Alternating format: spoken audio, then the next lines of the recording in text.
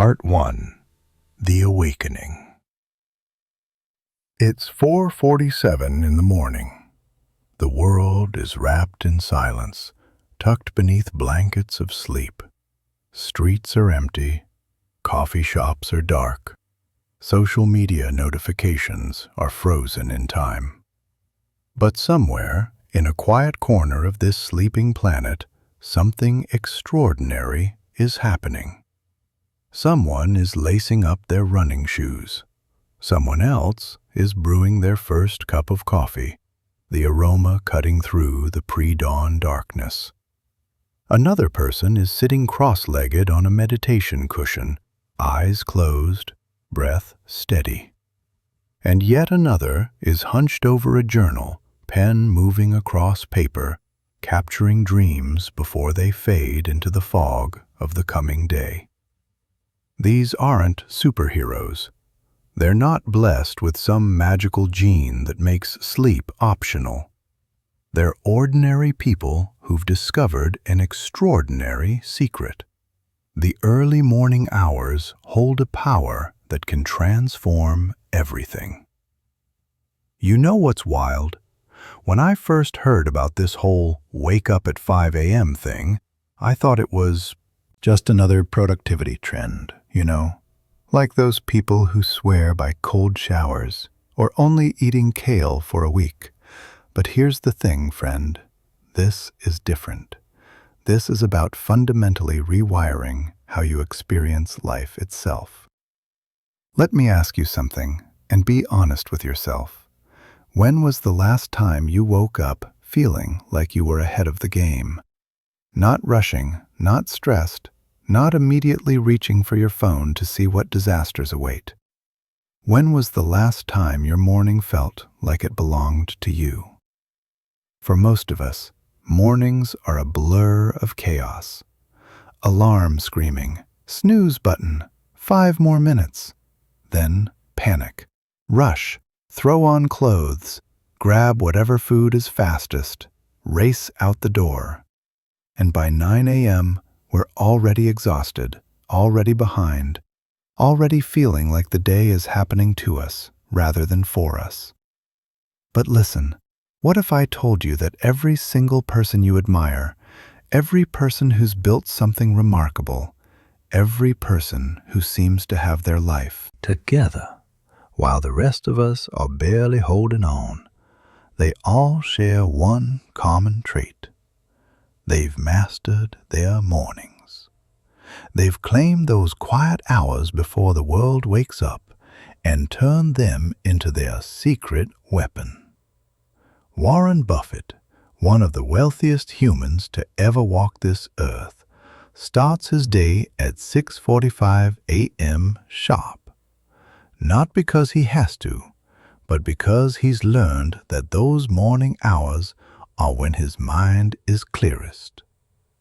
Jeff Bezos, the guy who built an empire from selling books online, makes sure he gets 8 hours of sleep and wakes up naturally without an alarm, because he understands that a well-rested morning mind makes billion-dollar decisions.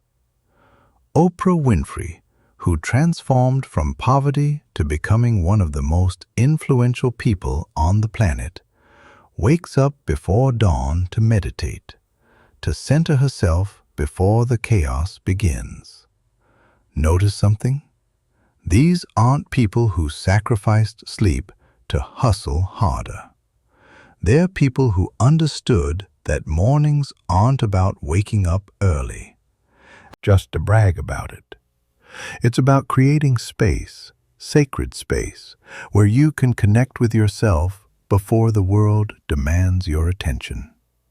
Here's what nobody tells you about success. It's not built in dramatic moments. It's built in the quiet ones. It's built when nobody's watching. It's built in those cold, dark mornings when every cell in your body is screaming, "Stay in bed," and you choose to stand up anyway. This isn't just motivational fluff. There's actual science behind this, and it's going to blow your mind. The neuroscience of dawn. Your brain, that magnificent 3-pound universe inside your skull, operates on rhythms, ancient rhythms that evolved over millions of years. And here's the fascinating part. Your brain is literally designed to be most powerful in the early morning hours. Between 4 a.m. and 7 a.m., something magical happens in your neural chemistry. Your brain enters what neuroscientists call the alpha state, a frequency where your conscious mind and subconscious mind are uniquely synchronized. This is when your thoughts are clearest, your creativity peaks, and your ability to retain information skyrockets. Think about it like this. Your mind is like a still pond in the early morning.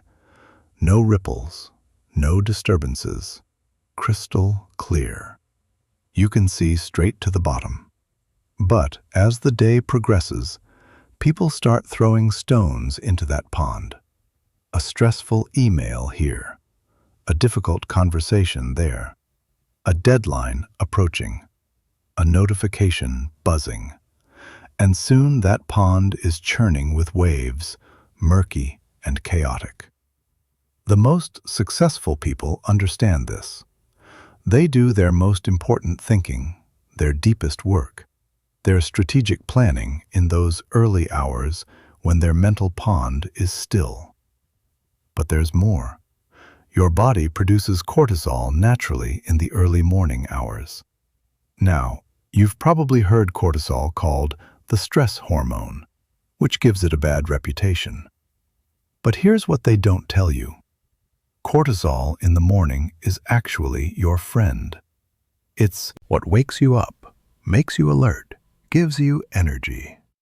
It's only when cortisol shows up at the wrong times, like late at night when you should be sleeping, that it becomes problematic. Morning cortisol is like rocket fuel for your brain. It heightens your focus, sharpens your attention, makes you ready to tackle challenges. And it peaks naturally between 6 a.m. and 8 a.m. If you're sleeping through this peak, you're literally sleeping through your brain's prime time. And then there's something even more incredible. BDNF, or brain-derived neurotrophic factor. Sounds complicated, right? Think of it as fertilizer for your brain cells. When you wake up early and engage in light exercise, even just a 20-minute walk, your brain releases BDNF, which actually helps create new neural connections. You're literally growing your brain's capacity every morning you wake up early and move your body.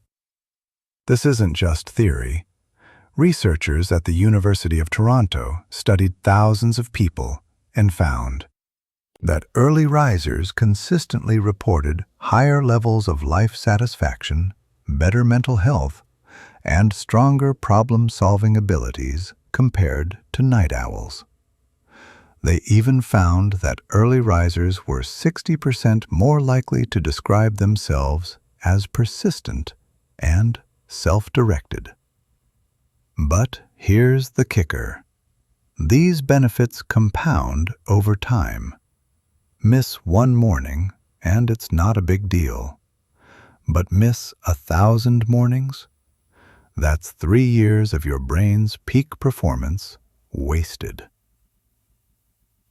The psychology of intentional living. Let me tell you about 2 types of people. Maybe you'll recognize yourself in one of them. The first type wakes up to an alarm they've hit snooze on 3 times already. They're immediately stressed because they're already behind schedule. They grab their phone, and before their feet even touch the floor, they're scrolling through emails, messages, news, other people's lives on social media. Their first thoughts of the day aren't their own. They're reactions to what everyone else is doing, thinking, demanding. This person starts their day in reaction mode. They're responding, reacting, defending, catching up. The day is happening to them. The second type wakes up intentionally. Maybe it's to an alarm, maybe it's naturally. But they don't reach for their phone. They don't immediately plug into the chaos of the world. Instead, they create a buffer, a sacred space between sleep and the demands of the day. They might meditate, journal, exercise, read, or simply sit in silence with a cup of coffee, watching the world wake up. This person starts their day in creation mode. They're setting intentions, choosing their focus, deciding how they want to show up. The day is happening for them. See the difference? It's not about the specific activities. It's about who's in control. Psychologists call this the locus of control, and it's one of the most powerful predictors of success and happiness. People with an internal locus of control believe they shape their own destiny. People with an external locus of control believe life happens to them. And here's the thing. Your morning routine literally programs which mode you're in. If the first thing you do is reach for your phone and get bombarded with everyone else's priorities, you're training your brain to be externally controlled. But if you start your day with intentional practices that ground you in your own values and goals, you're training your brain to be internally driven. Tony Robbins, who's coached everyone from presidents to professional athletes, says the quality of your life is determined by the quality of the questions you ask yourself. And the best time to ask those questions? In the morning, when your mind is fresh and uncluttered. Questions like, what am I grateful for today? What would make today great? What's the one thing I could do that would move my most important goal forward? How do I want to show up for the people I love? These aren't just feel-good exercises. They're literally reprogramming your neural pathways, training your brain to look for opportunities instead of obstacles, solutions instead of problems. The compound effect of daily discipline. Okay, let's get real for a second. I know what you're thinking. This all sounds great, but I'm not a morning person. I've tried waking up early before, and I just can't do it. I'm naturally a night owl. I get it. I used to think the same thing. But here's what I learned. Morning person and night owl aren't fixed identities. They're habits. And like all habits, they can be changed. Your body's circadian rhythm, your natural sleep-wake cycle, is incredibly adaptable. Studies show that most people can shift their sleep schedule by several hours within just 2 weeks of consistent practice. The problem isn't that you can't become a morning person. The problem is that most people give up after 3 days. And this brings us to perhaps the most crucial lesson about early rising. It's not about one morning. It's about every morning. Success isn't a single event. It's a pattern, a compound effect of small, consistent actions that build over time. Imagine this. You decide to wake up 1 hour earlier every day. Just 1 hour. What could you do with an extra hour when your mind is fresh and the world is quiet? You could read for 30 minutes and a book a week. That's 52 books a year.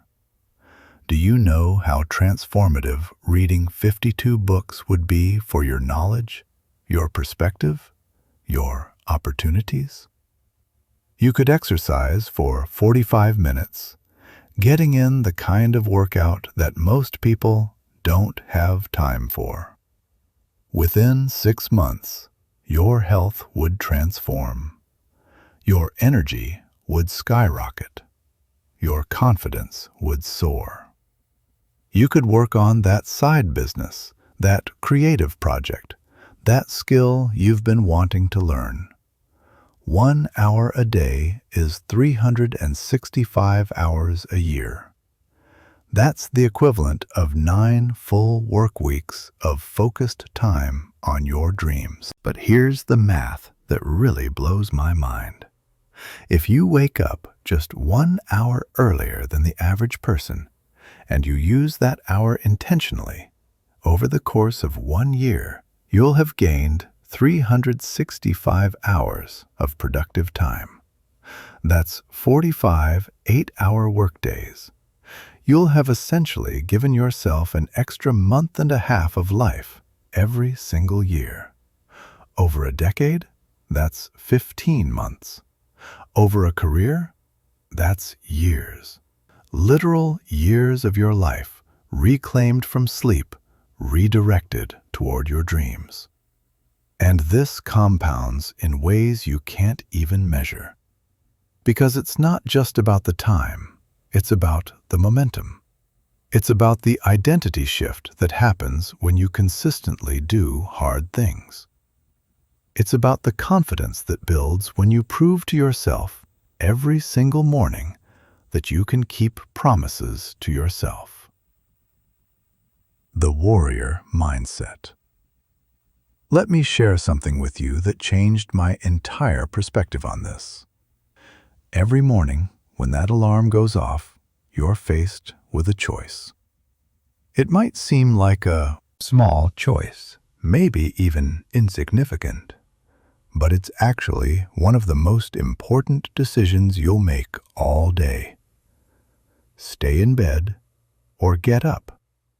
Comfort or growth. Easy or meaningful. Who you are today or who you want to become. This choice, repeated every single morning, shapes your entire life. Because success isn't about the big moments, it's about the small ones. The ones nobody sees. The ones that happen in the dark when you're alone with your excuses and your dreams. Mark Zuckerberg, who built a platform that connected billions of people, attributes much of his success to his morning discipline. He once said, "The best decisions I've ever made came in the morning when my mind was clear and I hadn't yet been pulled in 1,000 different directions."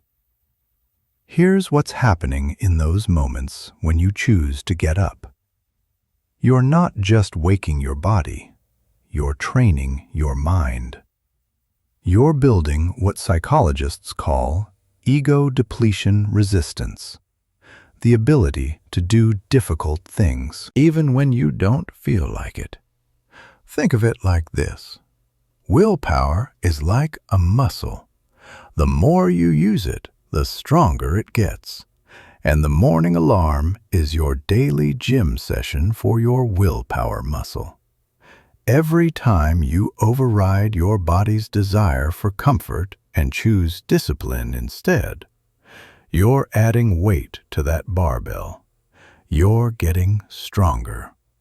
And here's the beautiful part. That strength doesn't just apply to waking up. It bleeds into everything.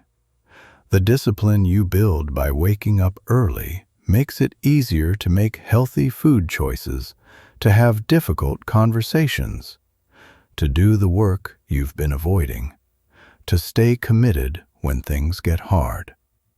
Because you've already proven to yourself, before most people are even awake, that you can do hard things. The sacred hour.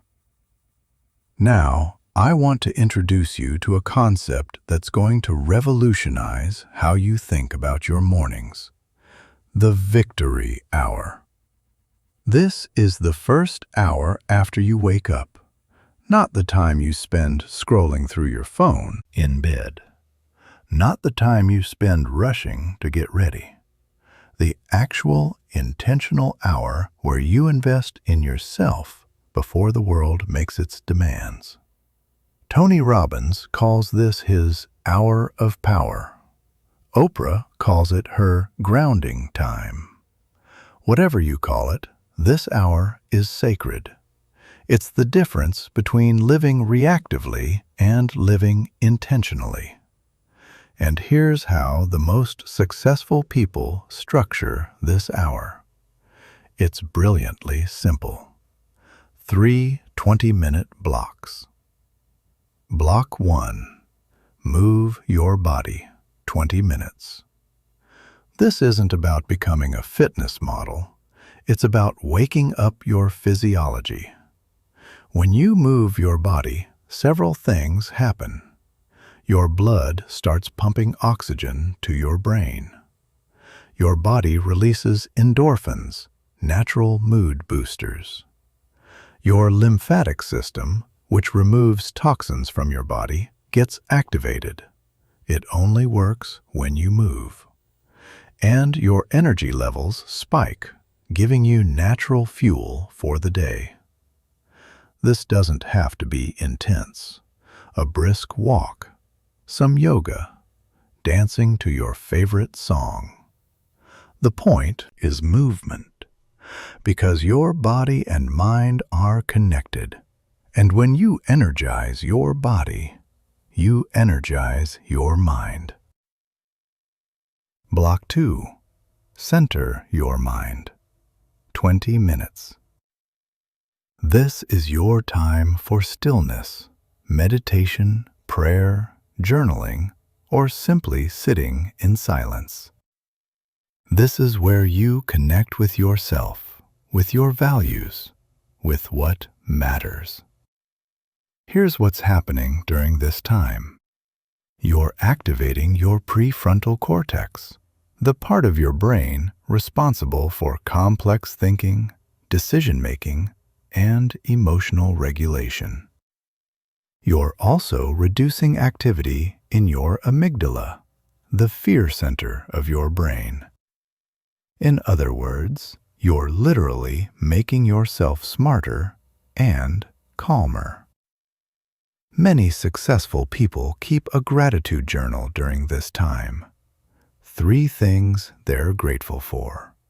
Sounds simple, right? But neuroscience shows that practicing gratitude rewires your brain to notice positive things, creating an upward spiral of well-being. Block 3.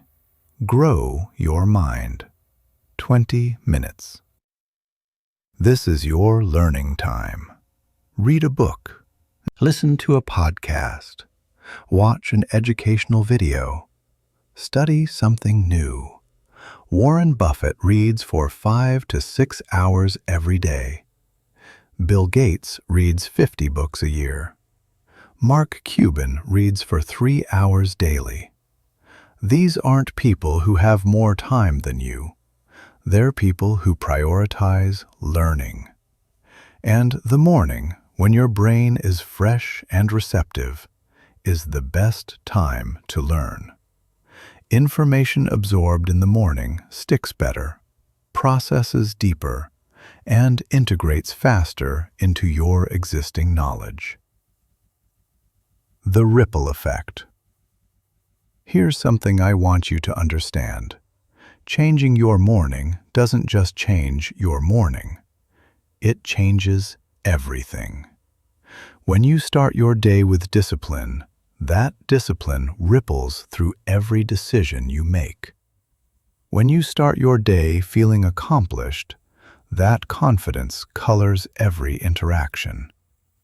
When you start your day connected to your purpose, you navigate challenges with clarity. I've seen this transformation in my own life and in countless others. People who commit to early rising report improvements in areas that seem completely unrelated. Their relationships improve because they're more patient and present. Their work performance improves because they're more focused and energetic. Their health improves because one good decision leads to another. Their finances improve because they have mental clarity to make better choices. It's like dominoes. The first one falls, and suddenly everything else follows. There's a story about Jeff Bezos that I love. In the early days of Amazon, when the company was still operating out of a garage, Bezos would wake up at 5 a.m. every day. Not to work on Amazon initially, but to have breakfast with his family. To be present. To start his day grounded in what mattered most. He said that those mornings, that time with his family before the chaos of building a company began, kept him sane, kept him human, kept him connected to why he was doing all of it. Success isn't about sacrificing everything for your goals.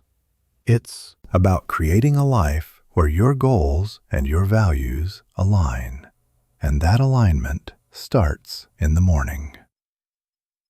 The inner battle. But let's be honest, none of this is easy, especially at first. When your alarm goes off at 5 a.m. and it's dark and cold, and your bed is warm and comfortable, every fiber of your being will scream at you to stay put. Your brain will offer you very convincing arguments. You didn't sleep well. You need more rest. It's too cold outside. You can start tomorrow. One more day won't matter. You deserve to sleep in. These aren't just thoughts. They're your brain trying to protect you. Because your brain is designed to conserve energy and avoid discomfort. It's trying to keep you safe, keep you comfortable. But here's the truth. Growth never happens in comfort. Transformation never happens in safety. The person you want to become lives on the other side of uncomfortable mornings. And every time you override those excuses and get up anyway, you're not just waking your body. You're killing your old self and giving birth to your new self. You're proving to yourself that you're stronger than your excuses. You're building evidence that you can trust yourself. This is the inner battle that nobody talks about. The war between who you are and who you're becoming. And that war is won or lost in the first few seconds after your alarm goes off. The most successful people aren't people who never feel like staying in bed. They're people who get up anyway. They're people who've learned that motivation is fleeting, but discipline is forever. They're people who understand that how you do anything is how you do everything. If you can conquer your morning, you can conquer your life. The transformation begins now. So here's my challenge to you, friend. Not tomorrow, not next Monday, not after the holidays or after you get more sleep or after life calms down. Now, tonight, before you go to bed, set your alarm for 1 hour earlier than you normally wake up. Just 1 hour. Place your alarm across the room so you have to physically get out of bed to turn it off. And when it goes off tomorrow morning, don't think. Don't negotiate. Just stand up. Use that first hour for yourself. Not email, not social media, not work. Just you. Move your body for 20 minutes. Sit in stillness for 20 minutes. Learn something for 20 minutes. Do this for just 7 days, 1 week, and I promise you, you'll start to feel different. You'll notice changes, more energy, more clarity, more confidence, more control. And after 7 days, commit to another 7, then another. Before you know it, this won't be something you're trying to do. It'll be who you are. Because here's the ultimate truth about waking up early.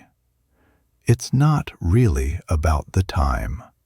It's about the decision. The decision to take control. The decision to prioritize your dreams over your comfort. The decision to become the person you know you're capable of being. The sun rises every day without fail, bringing light and warmth and possibility. The question is, will you rise with it? Your transformation doesn't start when everything is perfect. It starts when you decide it's time. And that time is now. Welcome to the first day of your new life. The alarm will ring tomorrow morning. What will you choose? Part 2. The 5 a.m. Power Zone and the Rituals of Excellence. The Magic Window. Let me tell you about a time that doesn't officially exist on most people's calendars. It's not labeled on your phone. It doesn't appear in your work schedule. But for those who've discovered it, it's the most valuable real estate in the entire 24-hour day. I'm talking about the window between 5 a.m. and 7 a.m. Think about it. At 5 a.m., the world is in a state of pause. Traffic lights blink to empty streets. Coffee shops are just starting to grind their first beans. The internet is quieter. Your inbox hasn't exploded yet. Your phone isn't buzzing with demands. Even the people who might interrupt you are still asleep. It's like you've found a secret passage to a parallel universe where time moves differently, where you can actually think without interference, where you can build something without being torn away to put out fires. Oprah Winfrey, who's interviewed thousands of the world's most successful people, once said that every single person she's ever met who's accomplished something extraordinary has one thing in common. They treat the hours before 7 a.m. like sacred ground. Not negotiable, not available for meetings, not for sale. But why? What makes these hours so special? The neuroscience of the power zone. Your brain doesn't run at the same speed all day. It has peaks and valleys, high-performance windows, and low-energy troughs. And the research is crystal clear. Your cognitive peak happens in the early morning hours. Between 5 a.m. and 8 a.m., several powerful things are happening in your brain simultaneously. Your prefrontal cortex, the CEO of your brain, is fully online and operating at maximum capacity. This is the part responsible for complex thinking, planning, decision-making, and impulse control. Throughout the day, as you make decisions and deal with stress, this part of your brain gets fatigued. But in the morning, it's fresh, rested, ready to tackle the hardest problems. Your serotonin levels rise naturally as dawn approaches. Serotonin is your brain's happiness chemical, the neurotransmitter that makes you feel balanced, optimistic, and capable. When serotonin is high, you see opportunities instead of obstacles. You feel confident instead of anxious. Your dopamine system, your brain's reward and motivation circuit, is primed and ready. This is why new ideas flow more easily in the morning, why you feel more creative, why problems that seemed impossible the night before suddenly have obvious solutions. And here's something fascinating.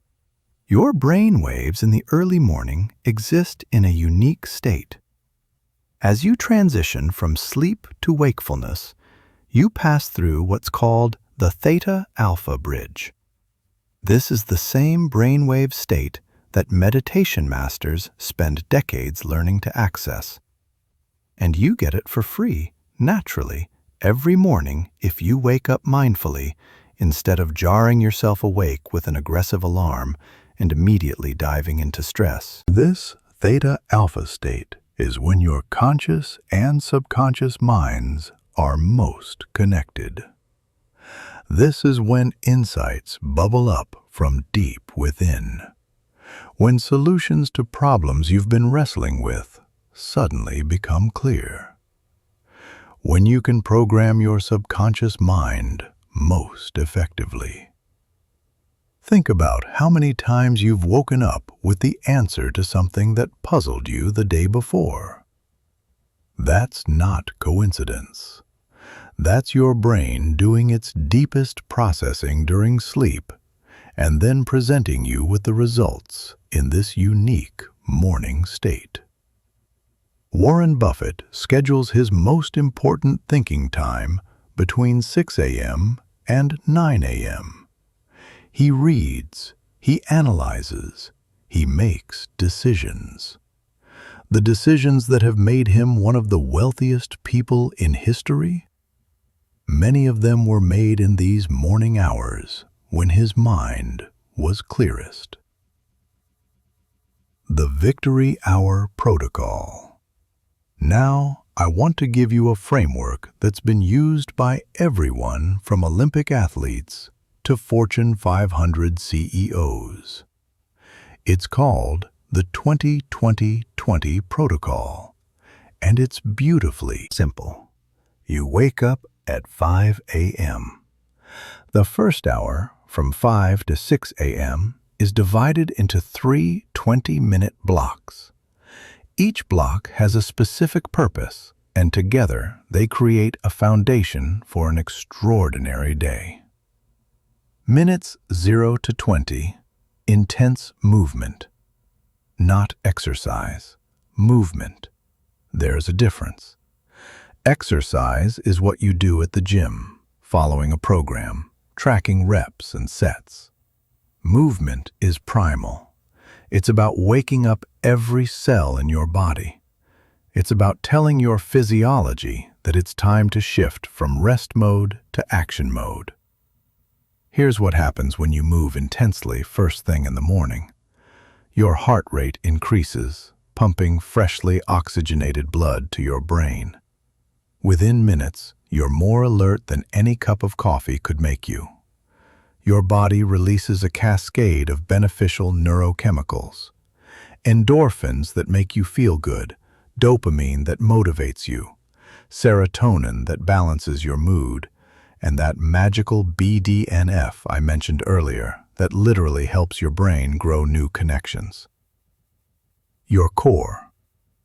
Body temperature rises, signaling to every system in your body that it's time to wake up and get to work.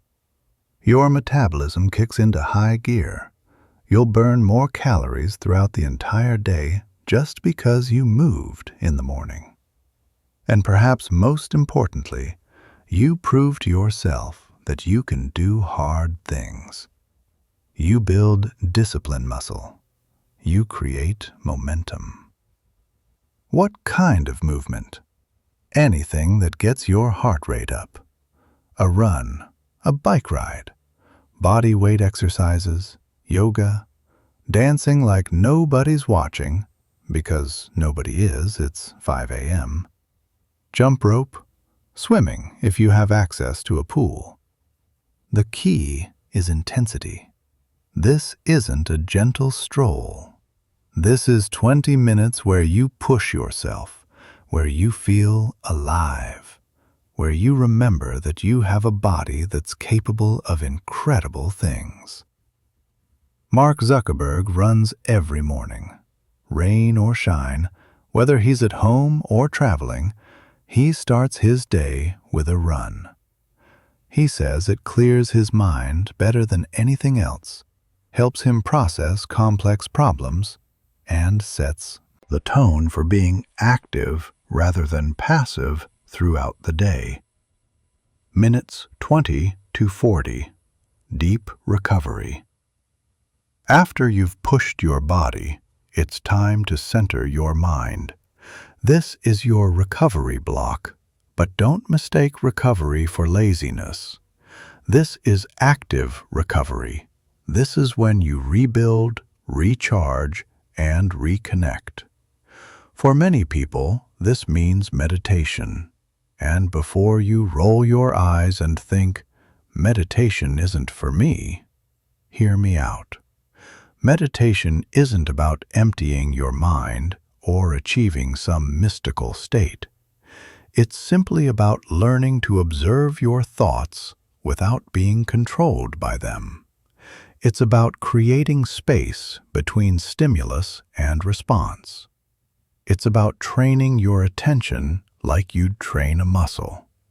And the benefits are scientifically proven and profound. Regular meditation literally changes the structure of your brain. The prefrontal cortex, responsible for decision-making and emotional regulation, gets thicker. The amygdala, your fear center, actually shrinks. You become less reactive and more responsive. Your stress hormone levels drop. Your blood pressure normalizes. Your immune system strengthens. And perhaps most importantly for success, your ability to focus deepens. In a world of constant distraction, the ability to focus deeply is becoming a superpower, and meditation is how you develop it. But meditation isn't the only option for this block. Some people journal. Writing morning pages, stream of consciousness thoughts that clear mental clutter and often reveal insights you didn't know you had. Some people practice gratitude exercises. Research shows that people who regularly practice gratitude are happier, more optimistic, and even physically healthier than those who don't. And it's simple. Just write down 3 things you're grateful for each morning. 3 things. That's it. But do it sincerely and watch how it shifts your entire perspective. Some people use this time for visualization. Athletes have used this technique for decades. You mentally rehearse success. You see yourself handling challenges with grace. You program your subconscious mind with images of who you want to be and what you want to achieve. Oprah starts every day with 20 minutes of transcendental meditation. She's said it's the single most valuable tool in her success toolkit. It's how she stays grounded when managing a media empire. It's how she remains centered when dealing with pressure that would crush most people. Minutes 40 to 60. Rapid learning. The final 20 minutes of your victory hour are for growth, for learning, for feeding your mind. Here's a staggering statistic. The average American watches 5 hours of television per day, but reads for only 19 minutes.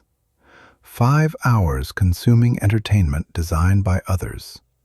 19 minutes investing in knowledge. Now, contrast that with the ultra-successful. CEOs of Fortune 500 companies read an average of 4 to 5 books per month. That's 50 to 60 books per year. They're constantly learning, constantly growing, constantly exposing themselves to new ideas and perspectives. And the morning is when this learning is most effective. Your brain is fresh, your attention is strong. You haven't been worn down by the day's demands. Information absorbed in the morning integrates deeper and sticks longer. What do you learn? That's up to you. But here's a framework. Read books that challenge you. Not just entertainment, though that has its place, but books that make you think differently. Biographies of people who've accomplished what you want to accomplish. Books on psychology, neuroscience, history, philosophy. Books that expand your understanding of yourself and the world. Listen to podcasts from people ahead of you, people who've already walked the path you're on. Learn from their mistakes. Model their successes. Let them mentor you through your earbuds. Take online courses. We live in an era where you can learn literally anything from world-class experts, often for free or cheap. Want to learn coding, marketing, photography, public speaking? The resources are endless. 20 minutes might not seem like much, but let's do the math. 20 minutes a day equals 140 minutes a week. That's over 2 hours. That's 120 hours a year. That's the equivalent of 3 full work weeks of pure learning time. Read for 20 minutes every morning, and you'll finish a book every week or two. That's 25 to 50 books a year.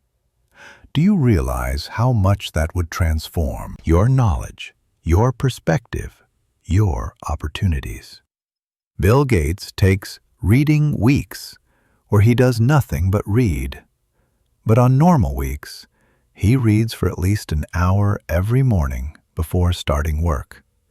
He credits much of Microsoft's success to insights he gained from books. The morning routines of the extraordinary.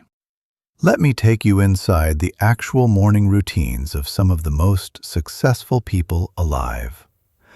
Not because you should copy them exactly, but because patterns emerge. Universal principles that apply whether you're building a tech company or raising a family. Jeff Bezos, the 8-hour sleep rule. Here's something that might surprise you. Bezos, one of the most driven entrepreneurs in history, is religious about getting 8 hours of sleep. He doesn't do early morning meetings. He doesn't believe in sleep deprivation as a badge of honor. He wakes up naturally, without an alarm, usually around 7 a.m. Then he has a leisurely breakfast with his family. He reads the newspaper. He doesn't check email right away. He protects his morning energy for high IQ decisions later. His philosophy? I prioritize sleep. 8 hours of sleep makes a big difference for me, and I try hard to make that a priority. I think better. I have more energy. My mood is better. He's not waking up at 4 a.m. to grind harder. He's optimizing for mental clarity and decision quality. And it's worked out pretty well for him. The lesson? There's no one right wake-up time. The key is consistency and protecting your morning for what matters most. Oprah Winfrey, the gratitude practice. Oprah wakes at 6 a.m. Before she does anything else, before she checks her phone or talks to anyone, she takes 20 minutes for stillness and meditation. Then she exercises, usually a workout with her trainer, but sometimes just a long walk with her dogs. She says movement in the morning is non-negotiable because it sets the energy for her entire day. After movement, she journals, but not just random thoughts. She keeps a gratitude journal where she writes 5 things she's grateful for every single day. She's been doing this for decades, and she credits this simple practice with keeping her grounded through incredible success and challenging times. When you start your day focusing on what you have rather than what you lack, it changes your entire perspective. Tony Robbins, The Priming Ritual. Tony Robbins has coached presidents, athletes, and billionaires. His morning routine is intense. He starts with a cold plunge. 3 minutes in 57-degree water. Why? It spikes dopamine, increases alertness, strengthens the immune system, and trains mental toughness. Every morning, he's doing something uncomfortable, proving to himself that he can handle hard things. Then he does what he calls priming. 10 minutes of specific breathing patterns combined with gratitude practice and visualization. He thinks about 3 things he's grateful for, really feeling the emotions. Then he visualizes 3 outcomes he wants to create, seeing them as already accomplished. Finally, he sends positive energy to people in his life. This entire routine takes about 15 minutes, but he says it's more valuable than hours of unfocused work. It centers him, energizes him, and aligns him with his purpose before the chaos of the day begins. Anna Wintour, The Early Start. The editor-in-chief of Vogue, one of the most powerful people in fashion, wakes up at 5:45 a.m. every morning. By 7 a.m., she's already finished a full hour of tennis. She says the morning workout is her thinking time. It's when she processes ideas, makes decisions, and plans her day. By the time she gets to the office, she's already accomplished more than most people do all day, and her mind is clear and focused. Tim Cook, The Email Marathon. Apple's CEO wakes up at 3:45 a.m. Yes, you read that right. 3:45. But before you think he's crazy, understand his reasoning. He uses those early morning hours when nobody else is awake to bother him, to get through his email backlog. He reads customer emails, employee emails, partner emails. He stays connected to every level of his organization. By the time his team starts arriving around 8 or 9 a.m., he's already dealt with hundreds of messages and has a clear picture of what needs attention. His mornings give him information advantage. Is 3:45 a.m. necessary for success? Of course not. But the principle applies. Use your morning hours for the work that requires your best thinking before the day starts making demands on your attention. Designing your perfect morning. Now, you might be looking at these routines thinking, that's great for billionaires and celebrities, but I have kids and responsibilities and a job I have to get to. I hear you, and here's the truth. Your morning routine doesn't have to be elaborate or take hours. It just has to be intentional. Even 30 minutes, used wisely, can transform your day. The key is to design your morning around 3 core principles. Principle 1. Move first, think second. Your body influences your mind more than you realize.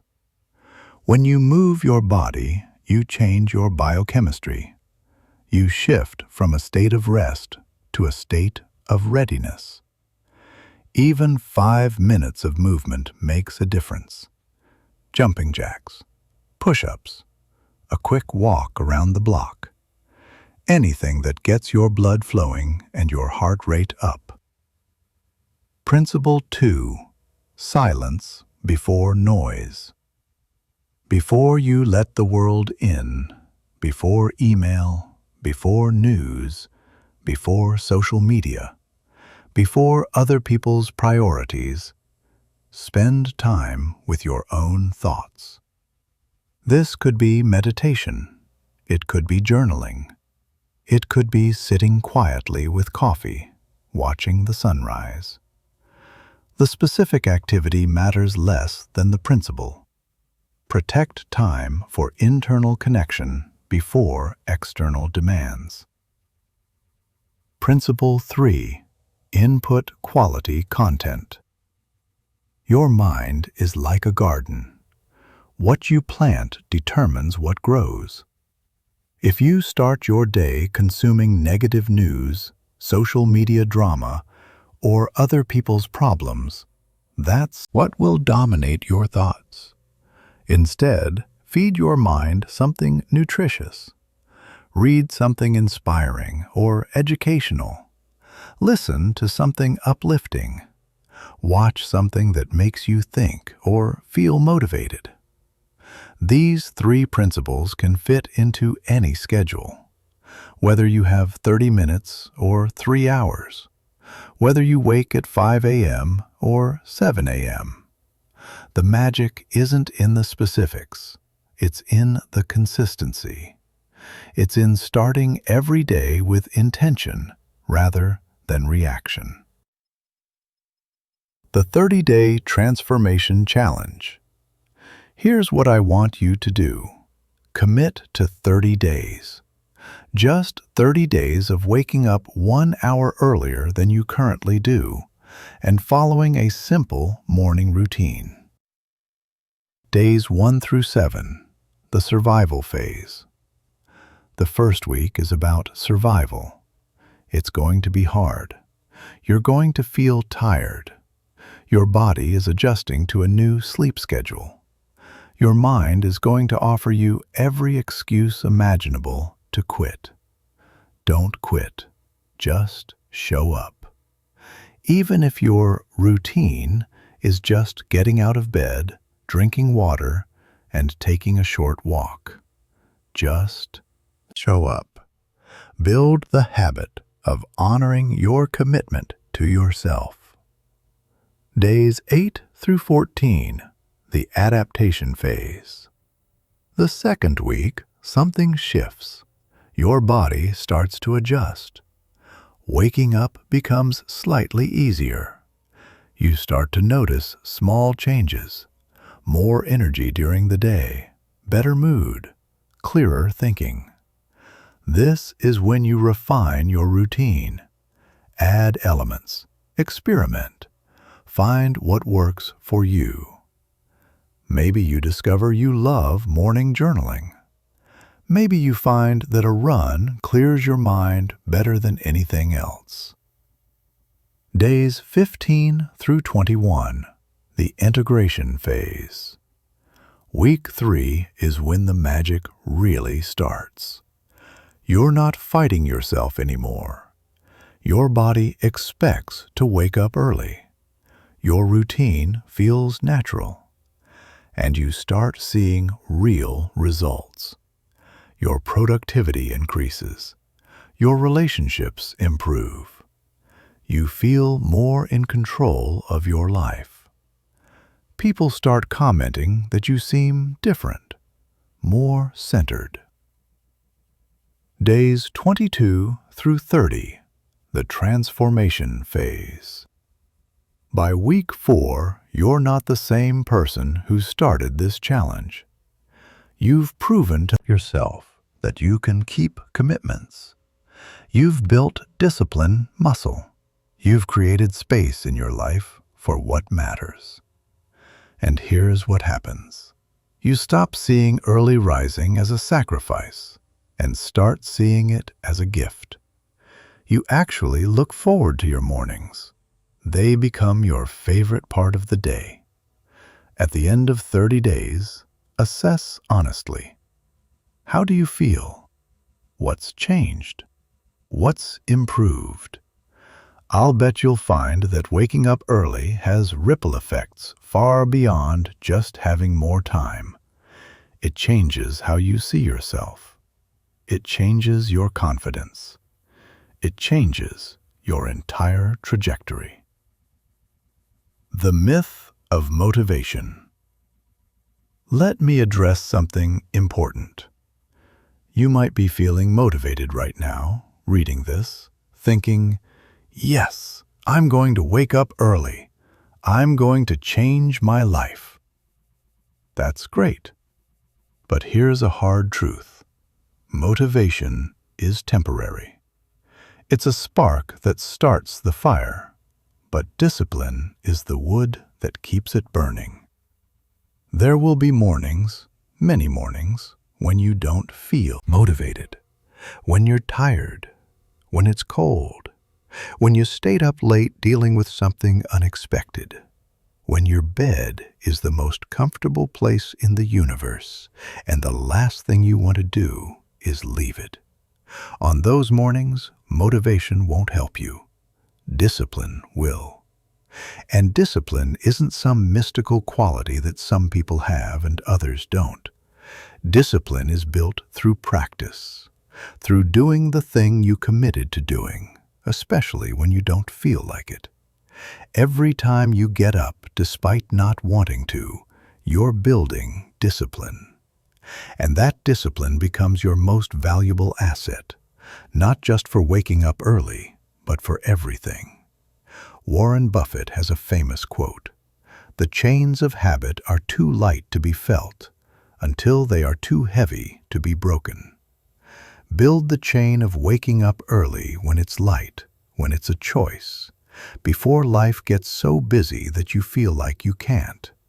Build it now when you're motivated, and then trust the habit to carry you through the days when motivation is nowhere to be found.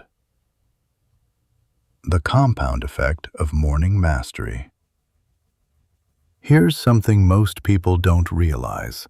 Success isn't about making one huge, perfect decision. It's about making small, positive decisions consistently over time. Waking up early is one of those small decisions. But it compounds. When you wake up early, you have time for exercise. Exercise gives you energy and improves your health. Better health means better productivity.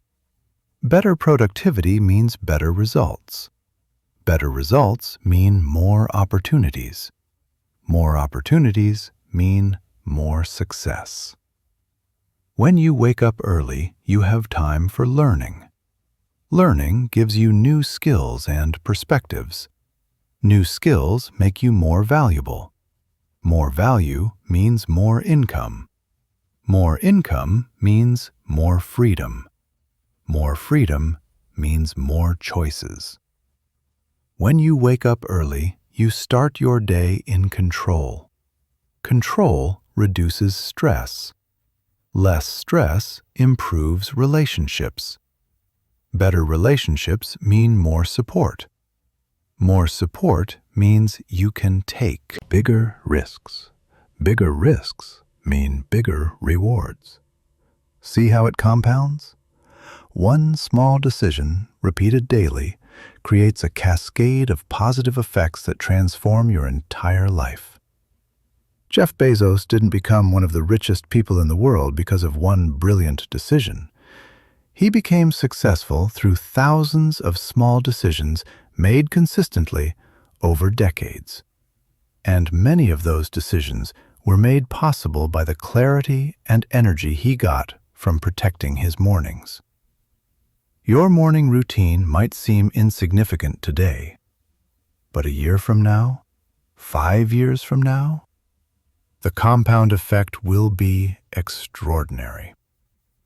The question isn't whether waking up early will change your life. The question is, Are you willing to trust the process long enough to see the transformation? Part 3. The Hidden Battle and the Magic of Consistency. The War Within. Let me tell you about a battle that happens every single morning in millions of bedrooms around the world. It's a war that determines the course of entire lives, yet it takes place in the span of about 3 seconds. The alarm sounds, and in that moment, 2 voices start arguing inside your head. Voice 1, let's call it the comfort voice, whispers seductively, "Just 10 more minutes. You're so tired. You didn't sleep well. You deserve rest. One morning won't matter. You can start tomorrow. Besides, it's cold out there. Stay warm. Stay comfortable. Stay safe." Voice 2, let's call it the growth voice, speaks with quiet intensity. "Get up. This is your moment. This is where winners are made. You made a promise to yourself. Honor it. You know you'll feel amazing once you're up. Don't let yourself down. Not today." For most people, the comfort voice wins. It wins because it's louder, more immediate, more appealing. Comfort always feels better in the moment. But here's what nobody tells you. Which voice you listen to in those 3 seconds shapes your entire identity. Listen to the comfort voice, and you're programming yourself to be someone who prioritizes short-term pleasure over long-term gain. Someone who breaks promises to themselves. Someone who gives up when things get hard. Listen to the growth voice, and you're programming yourself to be someone who does hard things. Someone who keeps commitments. Someone who trusts themselves. Someone who's in control. This isn't motivational fluff. This is neuroscience. Every time you make a decision, you're strengthening a neural pathway. You're making it easier for your brain to make that same decision again in the future. Psychologists call this habit formation, but it's deeper than that. It's identity formation. You literally become the sum of the decisions you make when nobody's watching. The science of self-discipline. Let's talk about what's actually happening in your brain when you choose discipline over comfort. Your prefrontal cortex, the rational, forward-thinking part of your brain, is in a constant battle with your limbic system, the emotional, immediate gratification part. The limbic system is ancient, powerful, and very good at its job, keeping you comfortable and safe. When your alarm goes off at 5 a.m., your limbic system goes into overdrive. "Danger!" it screams. "It's cold. It's dark. You're tired. This is uncomfortable. Stay where it's warm and safe." Your prefrontal cortex, on the other hand, is trying to remind you of your goals, your commitments, your bigger vision. But here's the problem. The prefrontal cortex is slower. It takes a few seconds to fully wake up and engage. Those first few seconds after the alarm, that's when the limbic system has the advantage. That's when most people lose the battle. But here's the incredible thing. The more you practice overriding your limbic system and listening to your prefrontal cortex, the stronger that neural pathway becomes. It gets easier. Not easy, but easier. Think of it like building a muscle. The first time you do a push-up, it's incredibly hard.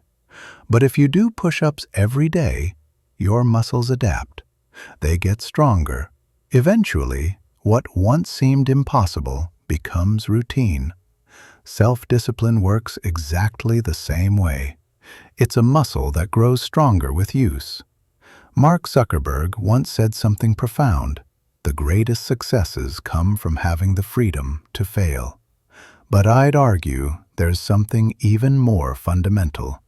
The greatest successes come from having the discipline to show up, especially on the days when you don't feel like it. The 3-second rule. Here's a technique that's changed my life and the lives of thousands of others I've shared it with. It's called the 3-second rule, and it's brilliantly simple. When your alarm goes off, you have 3 seconds. That's it.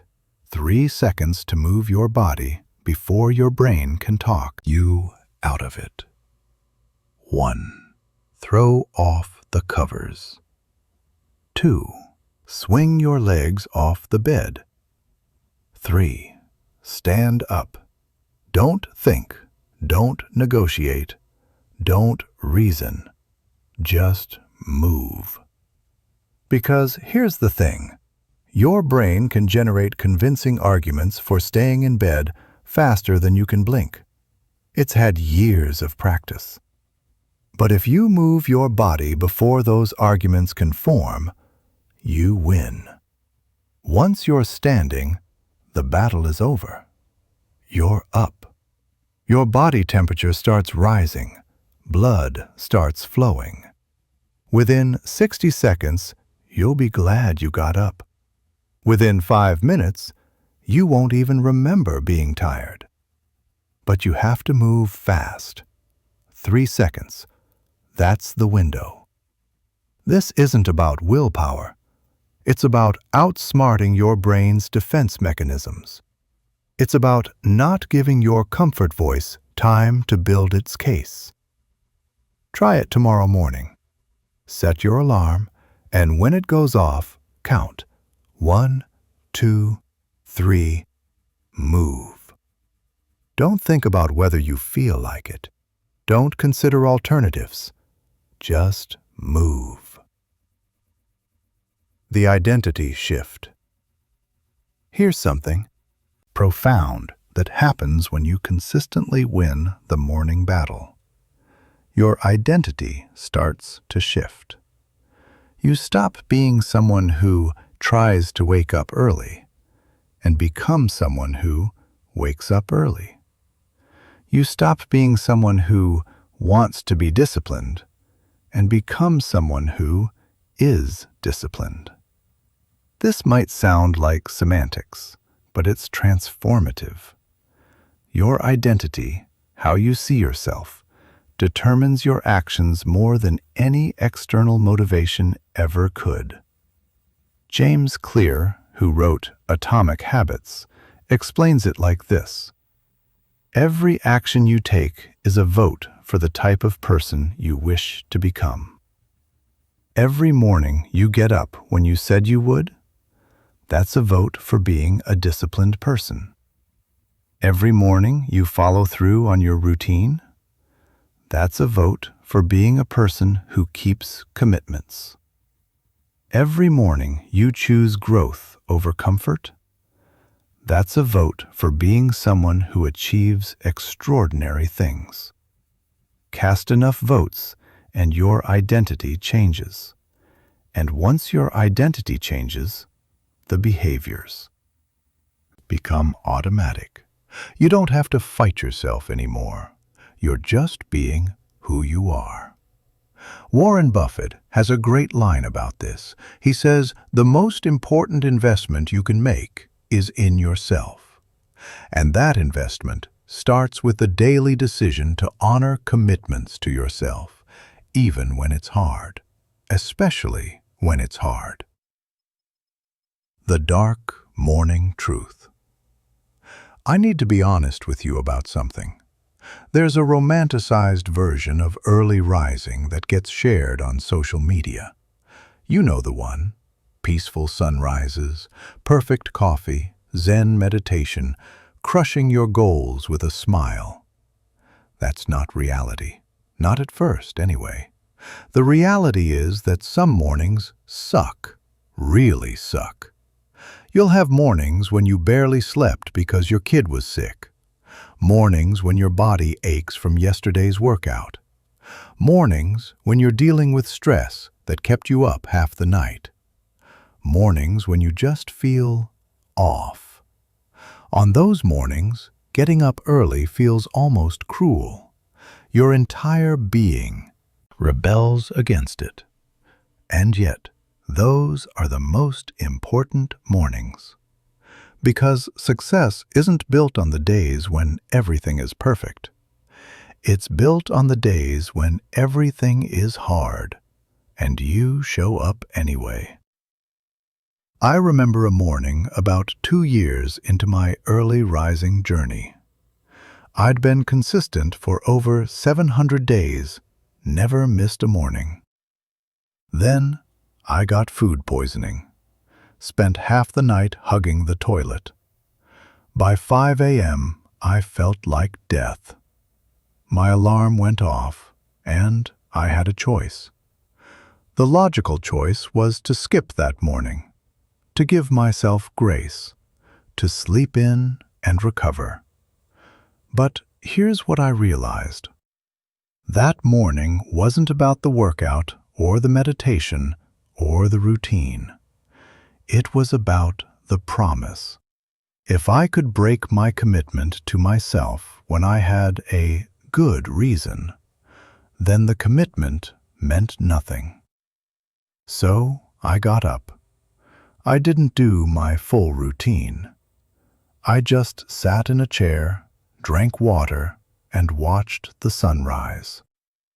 20 minutes, that's all. Then I went back to bed. But I kept the commitment. And that morning taught me more about discipline than all the easy mornings combined. This doesn't mean you should never give yourself rest when you genuinely need it. It means you need to be honest with yourself about the difference between "I need rest" and "I want comfort." Your body knows the difference. Your integrity knows the difference. The power of consistency. Let me tell you a story about 2 people.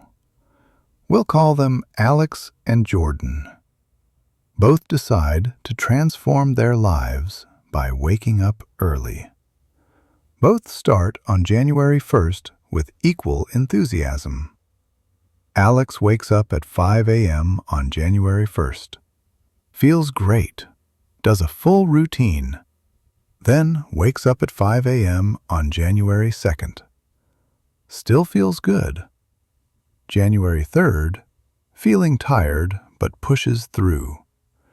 January 4th, stayed up late, sleeps until 7.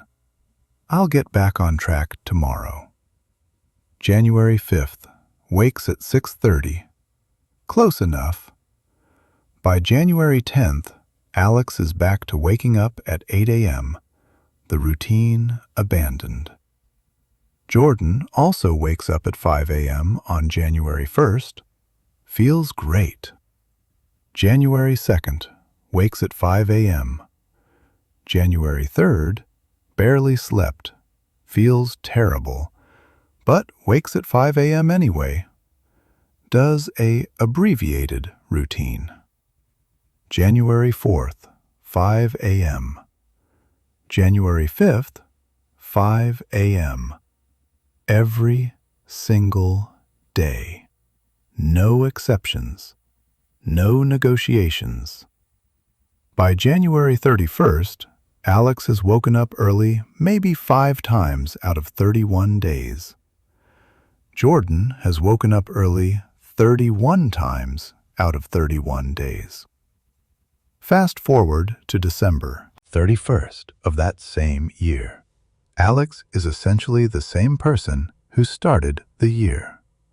Maybe a bit frustrated, wondering why change is so hard, why they can't seem to stick to anything.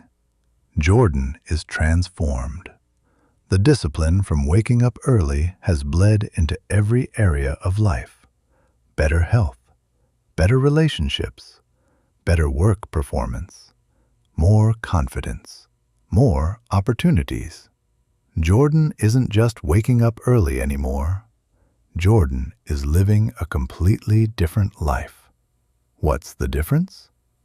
Consistency, not perfection, not motivation, not talent or luck or special circumstances, just consistency, showing up every single day.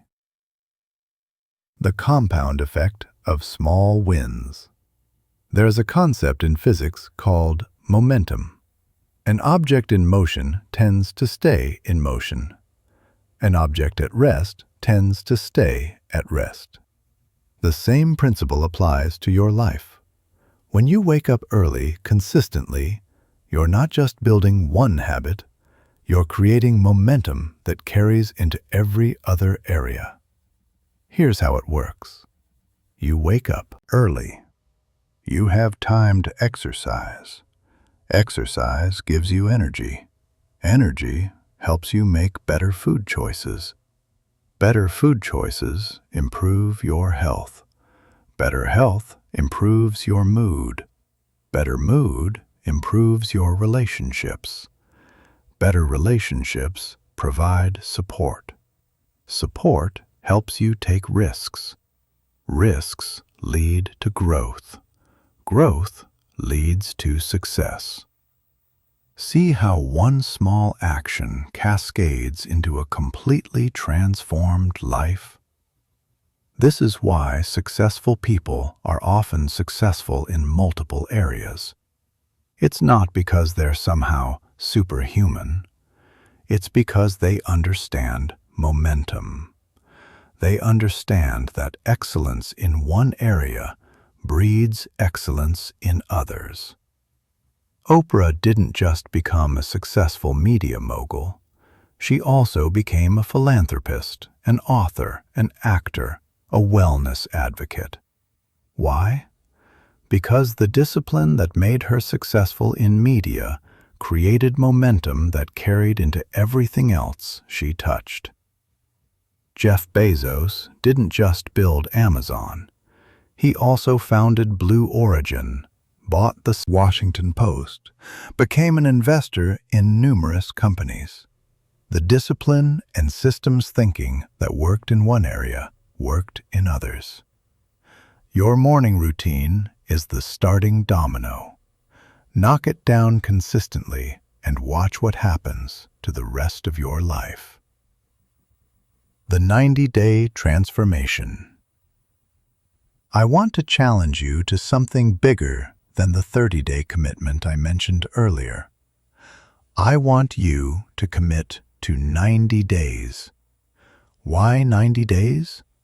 Because research shows that it takes approximately 66 days to form a new habit, but around 90 days for that habit to become part of your identity, to become automatic, to become who you are. Here's what 90 days of consistent early rising will give you. Weeks 1 through 2, the resistance phase. Everything in you will resist. Your body, your mind, your circumstances. This is when most people quit. Don't be most people. Just survive these 2 weeks. Show up. Even if your routine is imperfect, even if you're exhausted, just show up. Weeks 3 through 4, the adjustment phase. Your body starts to adapt. Waking up becomes slightly less agonizing. You start to see small benefits, more energy at certain times of day, clearer thinking, better mood. These small wins fuel your motivation to continue. Weeks 5 through 8, the integration phase. The routine starts to feel natural. You're not fighting yourself as much. Your body expects to wake up early. You begin to actually look forward to your morning time. The benefits become more obvious. People start commenting that you seem different. Weeks 9 through 12, the transformation phase. This is where the magic happens. You're not the person who started this journey. Your confidence has grown. Your discipline has strengthened. Your life is measurably better in concrete ways. And here's the beautiful part. You don't want to go back. The person you've become wouldn't choose to sleep in, even if given the chance. By day 90, waking up early isn't something you do. It's who you are. The metrics that matter. Let me give you some specific metrics to track during your 90-day journey, because what gets measured gets improved. Track these daily. Did you wake up at your target time? Yes or no? How do you feel? Energy level 1 through 10. What did you accomplish in your morning routine? Brief note. One win from today, something you're proud of. Track these weekly. How many days did you hit your wake-up time? Goal 7/7. What patterns are you noticing? Sleep quality, energy, mood. What's improving in your life? Health, work, relationships, etc. What challenges came up and how did you handle them? Track these monthly. How has your identity shifted? How do you see yourself differently? What major life improvements have you noticed? What adjustments do you need to make to your routine? What are you most proud of this month? Keep a simple journal or spreadsheet. Review it regularly. You'll be amazed at the progress you see when you can look back and compare where you started to where you are. The social dimension.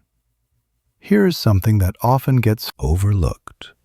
The people around you will have reactions to your transformation. Not all of them positive. When you start waking up early consistently, when you start changing and growing, some people will be inspired. They'll ask you how you're doing it. They'll want to join you. These are your allies.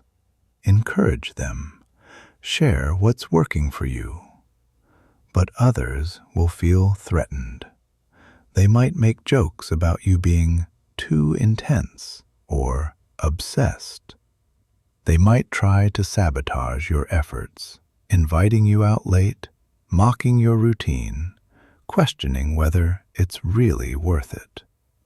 This isn't because they're bad people. It's because your growth makes them uncomfortable with their own lack of growth. You're holding up a mirror, and they don't like what they see. Here's how to handle this. Be kind but firm. Don't preach or try to convert anyone. Just live your life. Let your results speak for themselves. Most importantly, don't let other people's discomfort pull you back down. Warren Buffett famously said, "You can't let other people set your agenda in life." This applies to your mornings. This is your life, your transformation, your journey. Protect it fiercely. At the same time, find your tribe. Find others who are on the same path. Join online communities. Find an accountability partner, someone who's also committed to waking up early and building a better life.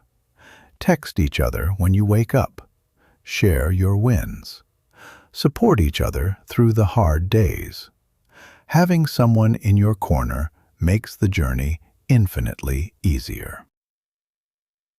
The setback strategy. Let's talk about what happens when you miss a morning. Because you will. Life happens. You get sick. You have an emergency. You travel across time zones. Something unexpected throws off your routine. Here's the crucial question. What do you do next? Most people spiral. They miss one morning, feel guilty, decide they've ruined everything, and give up entirely. This is the all-or-nothing mentality, and it's deadly to progress. Instead, use what I call the never miss twice rule. Missing once is an event. Missing twice is the beginning of a pattern. Missing 3 times is a new habit, a bad one. So here's the rule. You can miss one morning without guilt or drama. Life happened. It's fine. But the next morning? Non-negotiable. You show up. Even if it's imperfect. Even if you only do 10 minutes of your routine instead of an hour. You show up. This keeps the chain alive. This prevents one setback from becoming a complete derailment. Think of it like this. If you're on a road trip and you take a wrong turn, you don't burn your car and give up on the trip. You simply course correct at the next opportunity and keep going. Same principle here. Miss a morning? Course correct the next day. Don't waste time beating yourself up. Just get back on track. The deeper purpose. As we close this chapter, I want you to think about something deeper than just waking up early.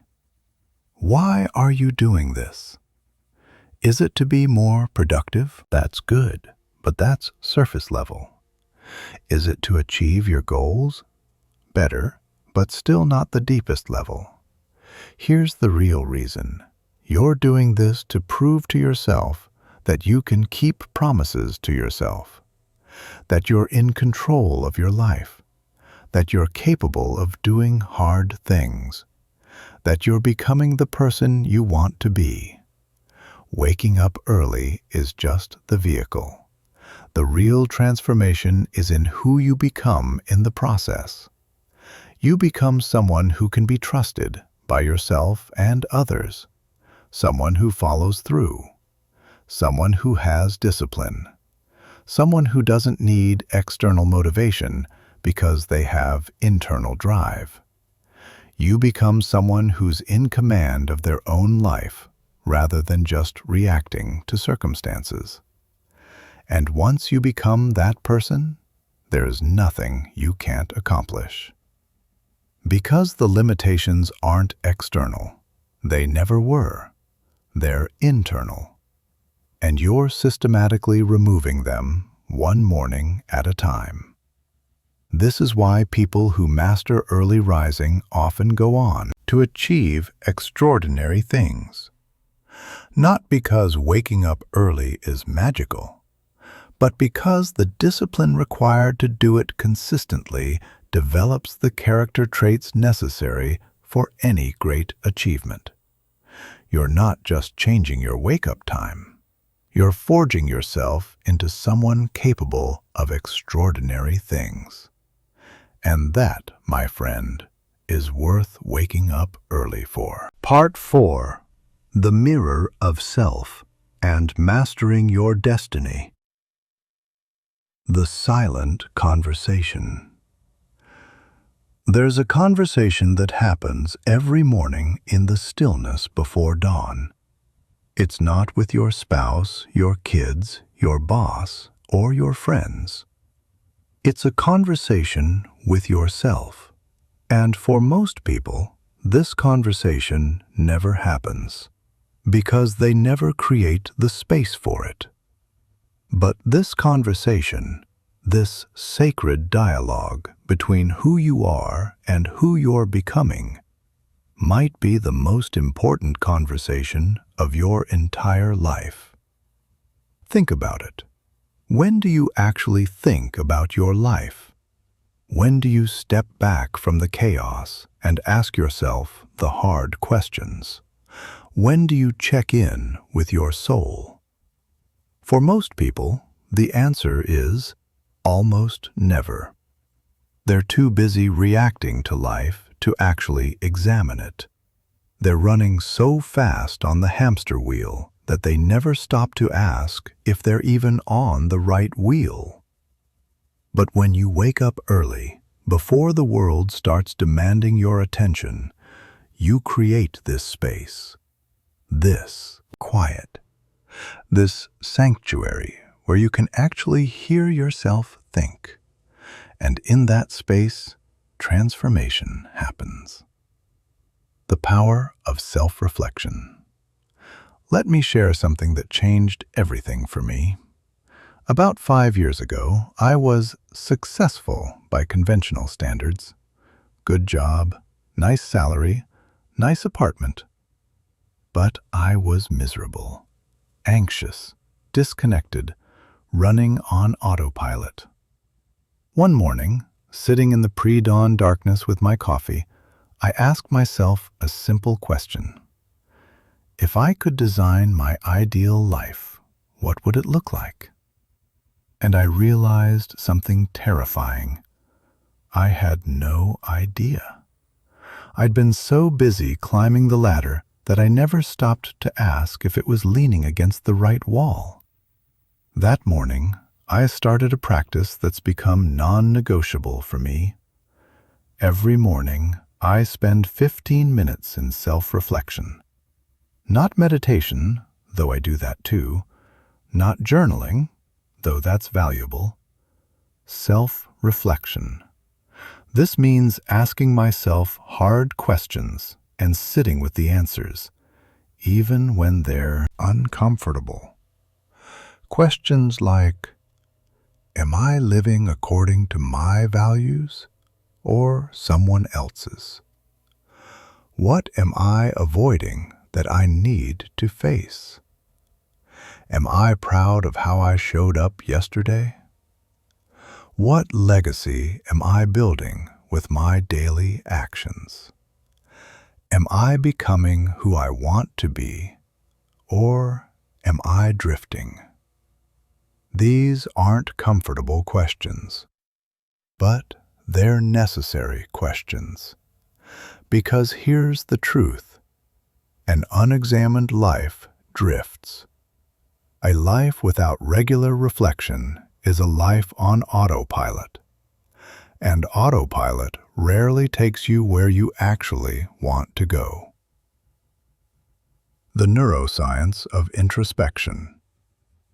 Here's what happens in your brain when you practice regular self-reflection. Your prefrontal cortex, particularly the medial prefrontal cortex, activates. This is the part of your brain responsible for self-awareness, for thinking about your own thoughts, for metacognition. When this area is active, you develop what psychologists call psychological distance. You can observe your own thoughts and behaviors from a removed perspective, like watching yourself in a movie. This distance is crucial because it allows you to see patterns you can't see when you're caught up in the moment. Studies using fMRI brain scans show that people who practice regular self-reflection have increased gray matter density in the prefrontal cortex. Their self-awareness muscles literally grow stronger. But there's more. Self-reflection also activates the default mode network, a system of brain regions that become active when you're not focused on the external world.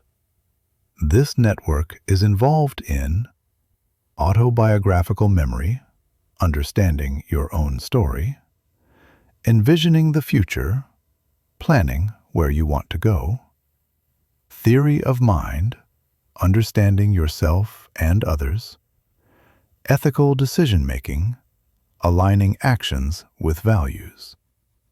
In other words, when you practice self-reflection, you're literally rewiring your brain to be more self-aware, more intentional, and more aligned with your deepest values.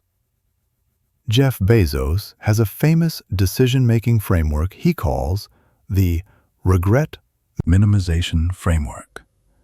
He asks himself, when I'm 80 years old, will I regret not trying this? This is self-reflection in action. He is using his morning quiet time to gain perspective that most people never access because they're too busy to think. The morning questions. Let me give you a specific framework for morning self-reflection. These are questions I ask myself almost every morning, and they've transformed not just my mornings, but my entire life. Question 1. What am I grateful for right now? This isn't just feel-good fluff. Gratitude is scientifically proven to rewire your brain. When you actively look for things to be grateful for, you train your reticular activating system, the part of your brain that determines what you notice, to look for positive things throughout the day. People who practice gratitude regularly are 25% happier, sleep better, have stronger immune systems, and are more successful in their careers. All from simply acknowledging what's good in their lives. But here's the key. Don't just list things superficially. Really feel the gratitude. Let it sink in. Be grateful for specific things. Not just my family, but the way my daughter laughed at breakfast yesterday. Not just my health, but the fact that my body healed that cut on my finger. Specificity creates emotional resonance, and emotional resonance creates lasting neural changes. Question 2. What's the one thing I could do today that would make everything else easier or unnecessary? This question, which I adapted from Gary Keller's book, The One Thing, forces prioritization. Most people have a to-do list with 47 things on it and wonder why they never feel accomplished. They're busy, but not productive. This question cuts through the noise. What's the one thing? What's the highest leverage action you could take today? Maybe it's having a difficult conversation you've been avoiding.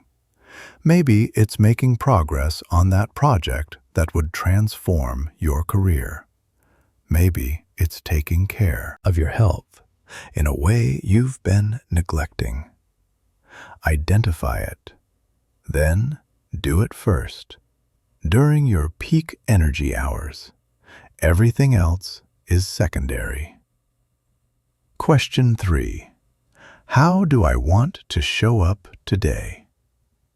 This is about intentional character. What qualities do you want to embody today? Patient, courageous, generous, focused, playful. When you decide in advance how you want to show up, you're much more likely to actually show up that way. You're priming your brain, setting an intention. Oprah has a practice where she asks herself every morning, what is my intention for today? Sometimes it's to be fully present. Sometimes it's to be brave. Sometimes it's to lead with love. The specific intention matters less than the act of setting one. You're moving from reactive mode to intentional mode. You're deciding who you want to be rather than letting circumstances decide for you. Question 4. What am I avoiding that I need to face? This is the uncomfortable one, but it's perhaps the most valuable. We all have things we're avoiding. Difficult conversations, hard decisions, uncomfortable truths about ourselves, problems we've been sweeping under the rug. And those avoided things, they don't go away. They fester. They grow. They consume mental energy even when we're not consciously thinking about them. Psychologists call this cognitive load. Unresolved issues take up mental RAM, slowing down everything else you're trying to do. When you identify what you're avoiding and commit to facing it, you free up that mental energy. You stop running from yourself. You stop letting fear dictate your life. Warren Buffett has a practice of writing down his biggest worries and then asking himself, what's the worst that could happen if I faced this? And, can I handle that? Almost always the answer is yes. And once you realize you can handle the worst-case scenario, the fear loses its power. Question 5. Am I living in alignment with my core values? This requires that you actually know your core values, which most people don't. They've never taken the time to articulate what truly matters to them. Take a moment right now. What are your top 5 core values? The principles that, if you lived by them consistently, you'd be proud of the life you're building.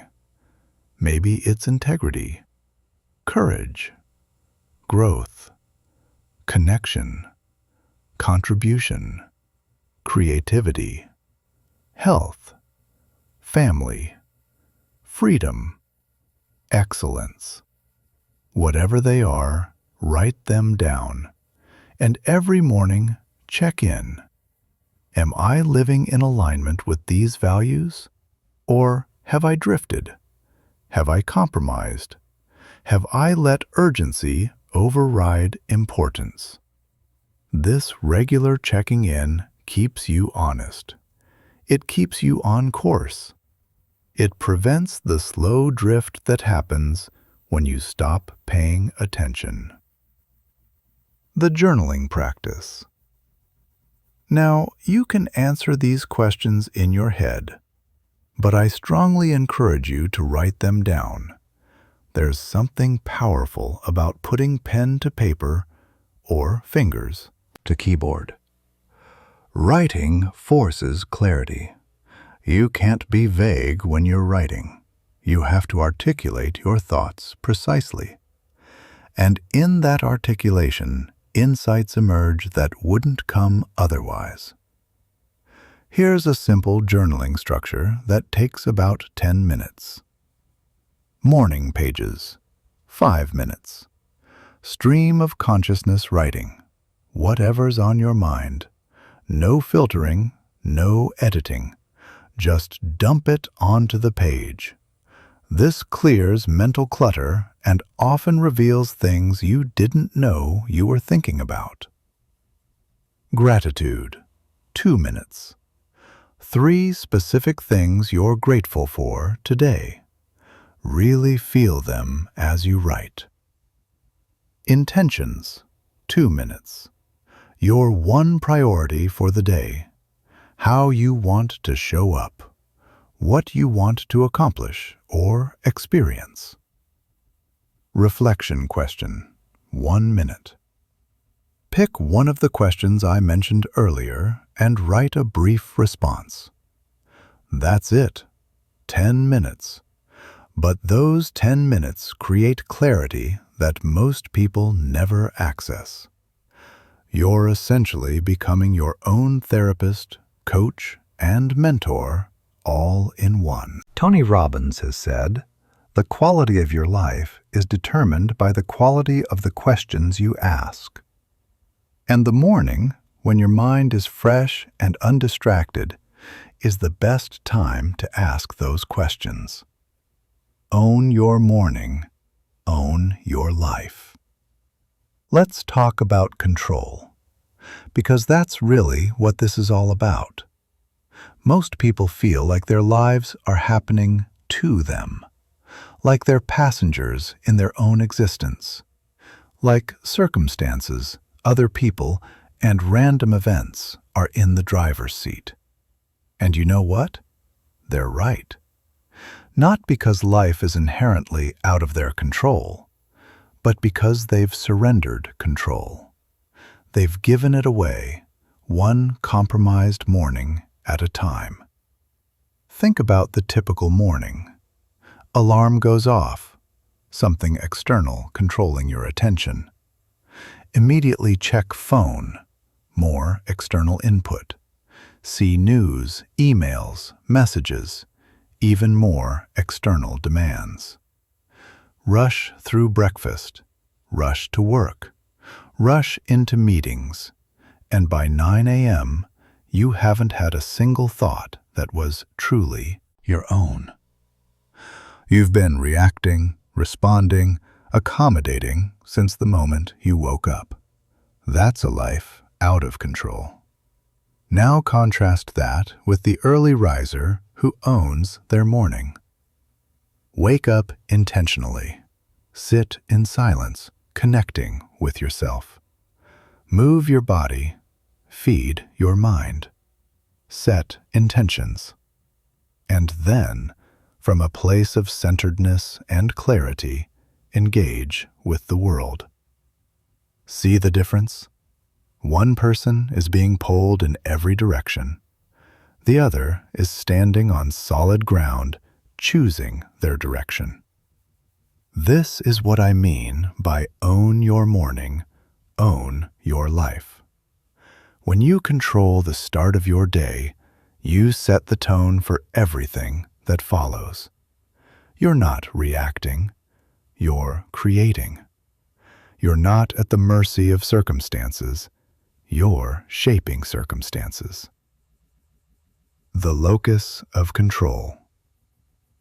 There's a concept in psychology called locus of control that's incredibly powerful. People with an external locus of control believe that their life is determined by external forces, luck, other people, circumstances, beyond their control. When things go wrong, they blame. When things go right, they credit luck. People with an internal locus of control believe that they shape their own destiny through their choices and actions.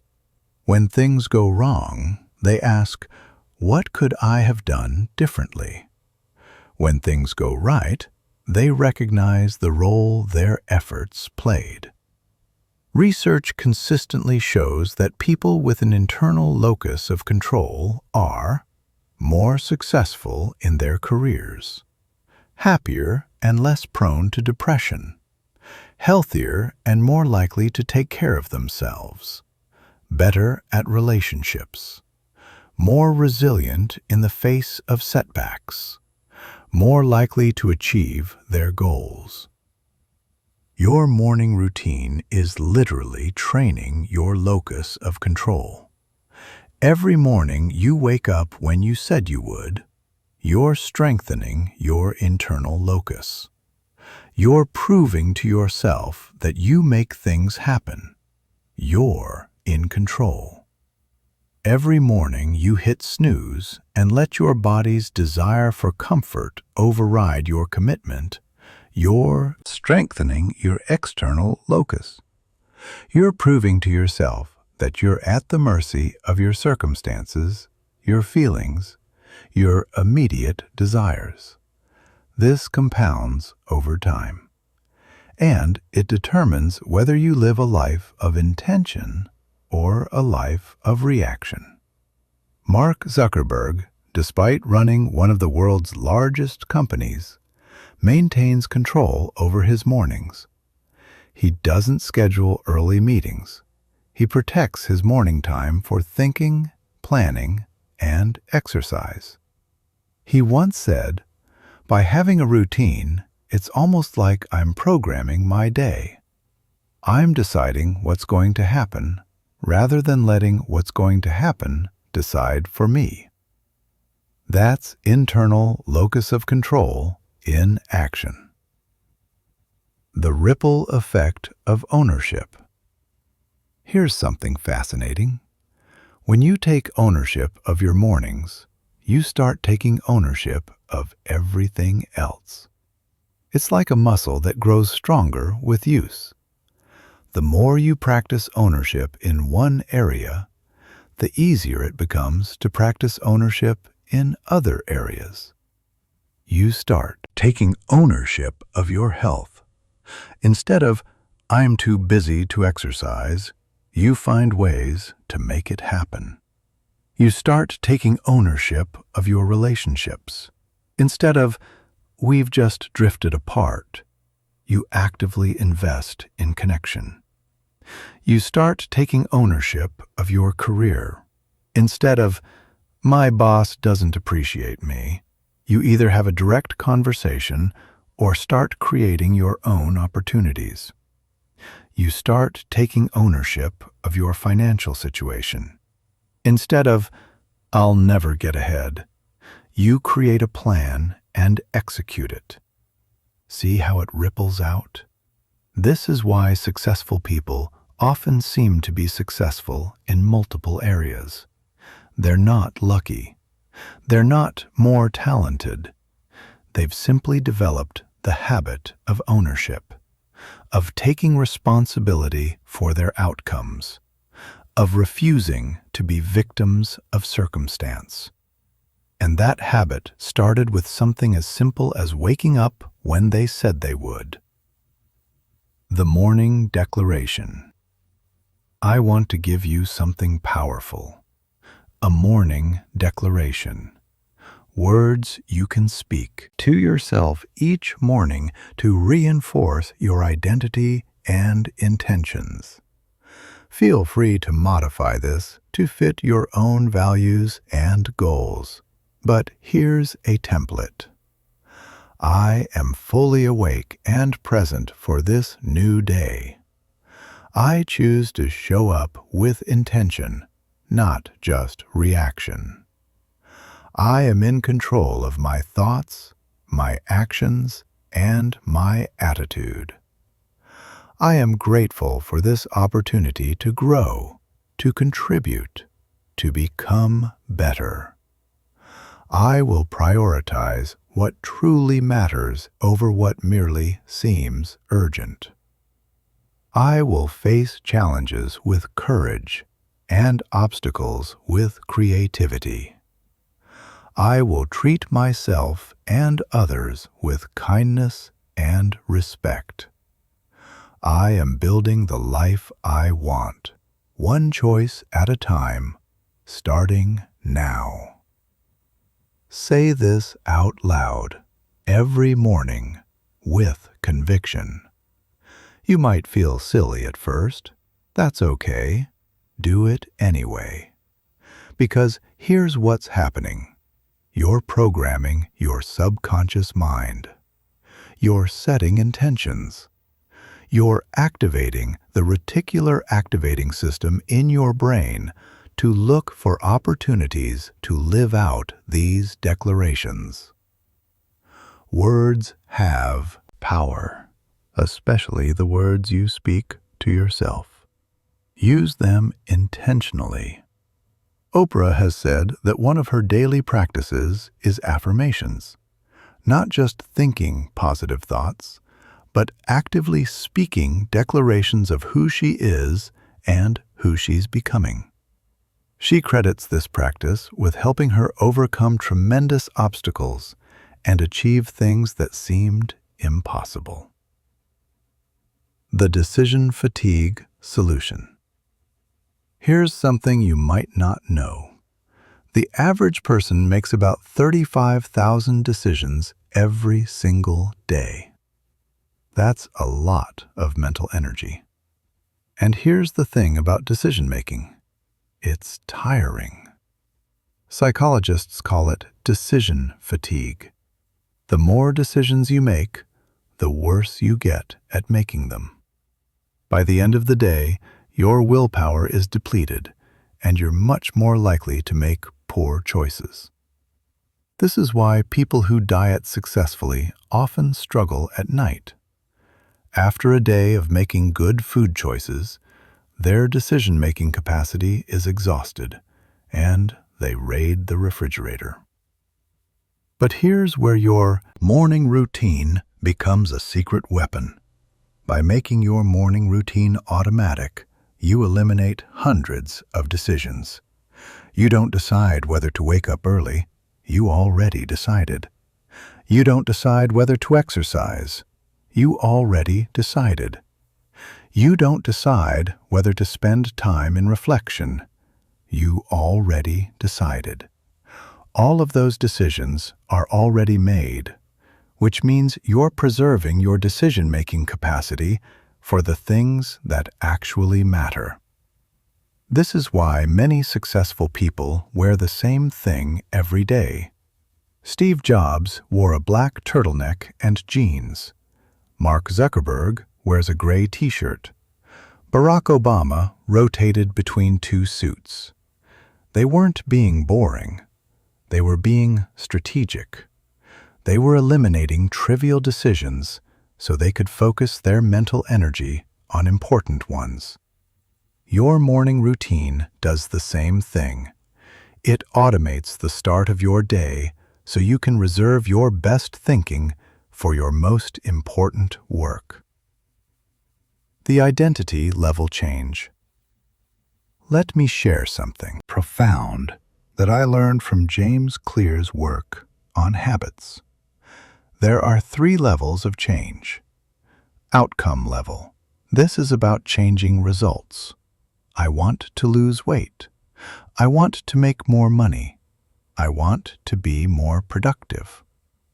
Process level. This is about changing habits and systems. I'll go to the gym 3 times a week. I'll use this new productivity app. I'll follow this diet plan. Identity level. This is about changing beliefs and self-image. I am a healthy person. I am a disciplined person. I am someone who keeps commitments. Most people focus on outcome or process level change, and they fail. Because here's the truth. You can't maintain habits that are inconsistent with your identity. If you see yourself as not a morning person, you might force yourself to wake up early for a week or 2, but eventually your identity wins. You'll revert to who you believe you are. But if you change your identity, if you become someone who wakes up early, then the behavior is effortless. You're not fighting yourself, you're just being who you are. This is why the first few weeks of waking up early are so crucial. You're not just building a habit, you're forging a new identity. Every morning you get up, you're casting a vote for the identity, I am a morning person. Cast enough votes, and that identity solidifies. And once it's solid, the behavior becomes automatic. This is the secret that most self-help advice misses. It's not about willpower. It's not about motivation. It's about identity. Change who you believe you are, and changing what you do becomes natural. The ultimate morning question. Let me leave you with one final question. A question that, if you ask it every morning with honesty, will transform your entire life. If I live today with intention and integrity, Will I be proud of this day when I lay my head down tonight? That's it. Simple. Profound. Because here's the thing. Your life isn't measured in years or decades. It's measured in days, in individual moments, in the choices you make when nobody's watching. String together enough days you're proud of, and you build a life you're proud of. Miss enough days, and you wake up one day wondering where your life went. Your morning is where you decide which of those paths you're on. So tomorrow morning, when that alarm goes off, remember, you're not just deciding whether to get out of bed. You're deciding who you want to be. You're deciding what kind of day you want to have. You're deciding what kind of life you want to build. Choose wisely, my friend. Choose with intention. Choose to own your morning, and watch how quickly you start owning your entire life. The power has always been yours. The question is, are you ready to claim it? Part 5. The Final Awakening. Your transformation starts now. The gift hidden in struggle. Let me tell you something that nobody wants to hear, but everyone needs to understand. The path to everything you want goes directly through discomfort. There's no shortcut. There's no hack. There's no way to achieve extraordinary results without doing things that feel extraordinarily hard at first. And waking up early, that's uncomfortable, especially in the beginning. Your body will ache for more sleep. Your mind will generate every excuse imaginable. Your bed will feel like the most perfect place in the universe. But here's the secret that separates those who transform their lives from those who stay stuck. Successful people don't avoid discomfort. They learn to transform it into fuel. Every morning that alarm goes off and you feel that resistance, that's not your enemy. That's your opportunity. That's the moment where real growth happens. That's the crucible where your character is forged. Think about it like weightlifting. The burn you feel when you're pushing your muscles to their limit, that's not damage. That's growth happening in real time. Your muscles are literally tearing and rebuilding stronger. The discomfort is the process of becoming more. The same principle applies to your morning discipline. The discomfort of waking up early is the process of becoming more disciplined, more powerful, more in control of your destiny. Warren Buffett once said, "The difference between successful people and really successful people is that really successful people say no to almost everything." But I'd add this: really successful people say yes to discomfort. They embrace it. They use it. The momentum principle. Here's something incredible about physics that applies perfectly to your life. Momentum is everything. Newton's first law states that an object in motion tends to stay in motion. An object at rest tends to stay at rest. When you wake up early consistently, you create momentum. And that momentum doesn't just apply to your morning. It carries through your entire day, your entire week, your entire life. You wake up with energy. You exercise. You feel accomplished. You eat healthier.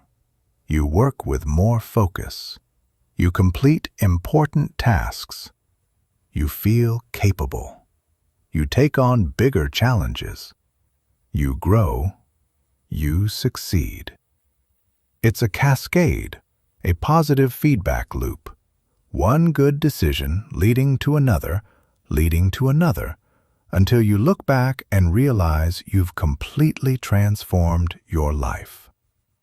But it works the other way too.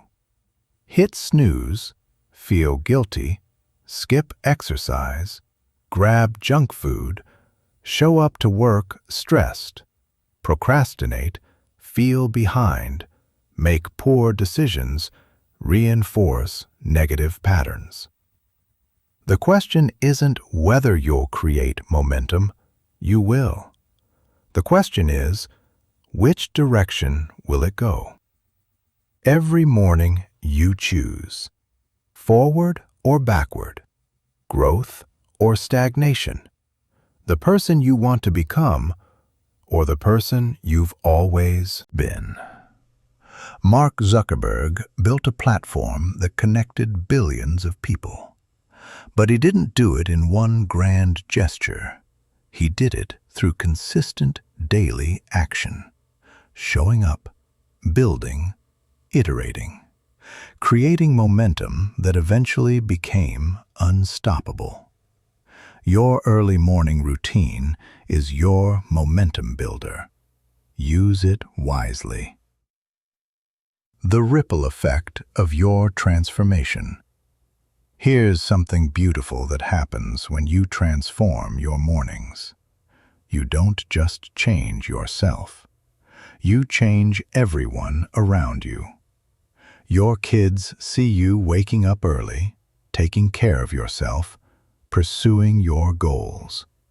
They learn that discipline is how adults operate. They learn that growth never stops.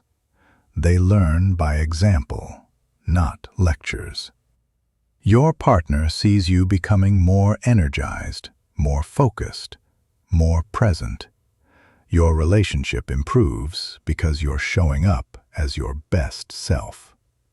Your colleagues notice you're more productive, more creative, more reliable. Opportunities start coming your way because people recognize excellence. Your friends see the changes in you and get inspired. Some will ask for advice. Some will join you on early morning workouts. You become a catalyst for transformation in others. This is the ripple effect. You don't transform in isolation. Your transformation radiates outward, touching everyone in your orbit. Oprah didn't just build a media empire. She inspired millions to live better lives. But it all started with her personal commitment to waking up early, meditating, and showing up as her best self every single day.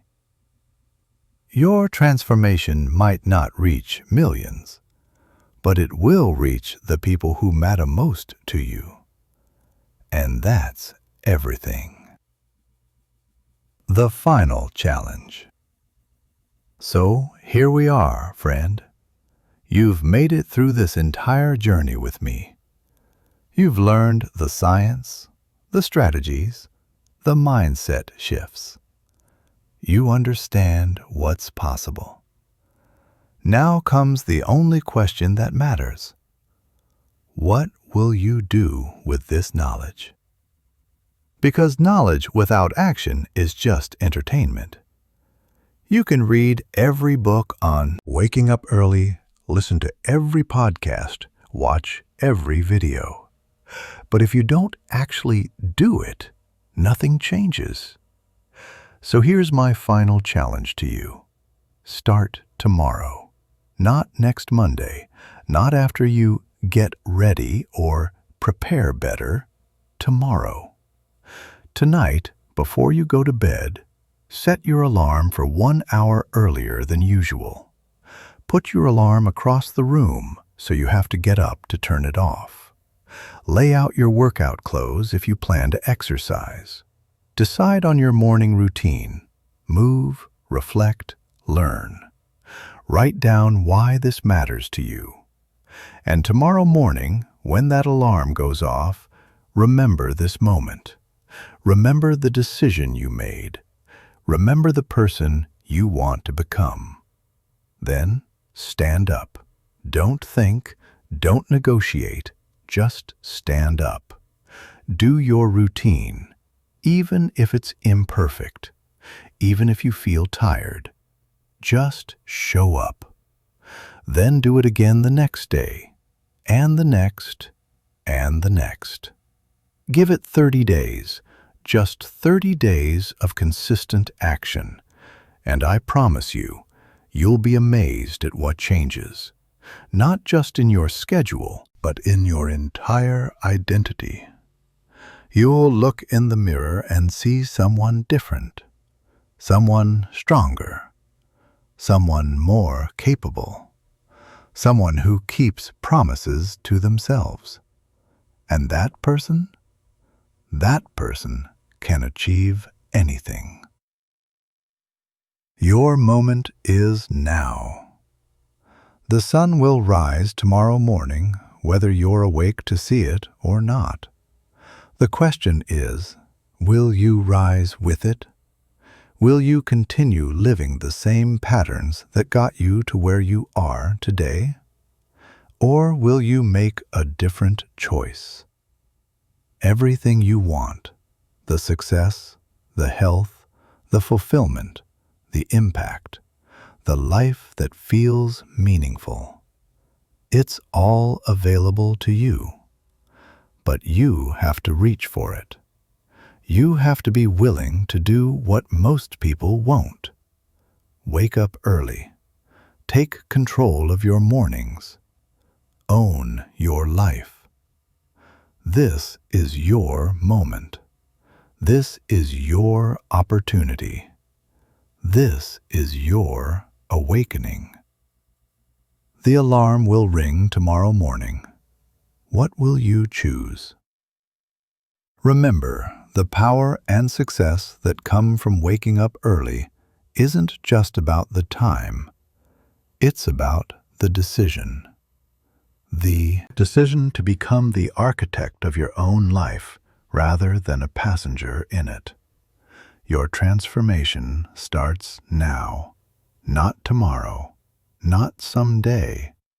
Now, with the decision you make tonight about tomorrow morning. Stand up, show up, become who you're meant to be. The world is waiting for the best version of you, and that version, it wakes up early. Welcome to your new life, my friend. See you at sunrise.